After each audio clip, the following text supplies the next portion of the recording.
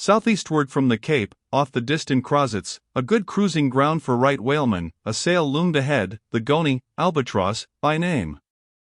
As she slowly drew nigh, from my lofty perch at the foremast head, I had a good view of that sight so remarkable to a tyro in the far ocean fisheries, a whaler at sea, and long absent from home. As if the waves had been fullers, this craft was bleached like the skeleton of a stranded walrus. All down her sides, this spectral appearance was traced with long channels of reddened rust, while all her spars and her rigging were like the thick branches of trees furred over with hoarfrost. Only her lower sails were set. A wild sight it was to see her long-bearded lookouts at those three mastheads. They seemed clad in the skins of beasts, so torn and bepatched the raiment that had survived nearly 4 years of cruising. Standing in iron hoops nailed to the mast, they swayed and swung over a fathomless sea, and though, when the ship slowly glided close under our stern, we 6 men in the air came so nigh to each other that we might almost have leaped from the mastheads of one ship to those of the other, yet, those forlorn-looking fishermen, mildly eyeing us as they passed, said not one word to our own lookouts, while the quarter-deck hail was being heard from below. "Ship ahoy! Have ye seen the white whale?"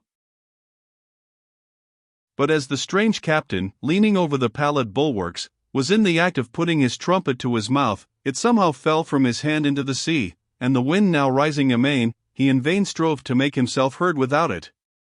Meantime his ship was still increasing the distance between. While in various silent ways the seamen of the Pequod were evincing their observance of this ominous incident at the first mere mention of the white whale's name to another ship, Ahab for a moment paused. It almost seemed as though he would have lowered a boat to board the stranger, had not the threatening wind forbade. But taking advantage of his windward position, he again seized his trumpet, and knowing by her aspect that the stranger vessel was a Nantucketer and shortly bound home, he loudly hailed, "Ahoy there! This is the Pequod, bound round the world. Tell them to address all future letters to the Pacific Ocean. And this time 3 years, if I am not at home, tell them to address them to." At that moment the two wakes were fairly crossed, and instantly, then, in accordance with their singular ways, shoals of small harmless fish, that for some days before had been placidly swimming by our side, darted away with what seemed shuddering fins, and ranged themselves fore and aft with the stranger's flanks. Though in the course of his continual voyagings Ahab must often before have noticed a similar sight, yet, to any monomaniac man, the veriest trifles capriciously carry meanings. "Swim away from me, do ye?" murmured Ahab, gazing over into the water. There seemed but little in the words, but the tone conveyed more of deep helpless sadness than the insane old man had ever before evinced. But turning to the steersman, who thus far had been holding the ship in the wind to diminish her headway, he cried out in his old lion voice, "Up helm! Keep her off round the world!" Round the world! There is much in that sound to inspire proud feelings, but whereto does all that circumnavigation conduct?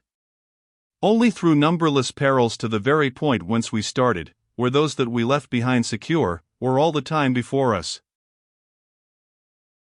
Were this world an endless plain, and by sailing eastward we could forever reach new distances, and discover sights more sweet and strange than any Cyclades or islands of King Solomon, then there were promise in the voyage.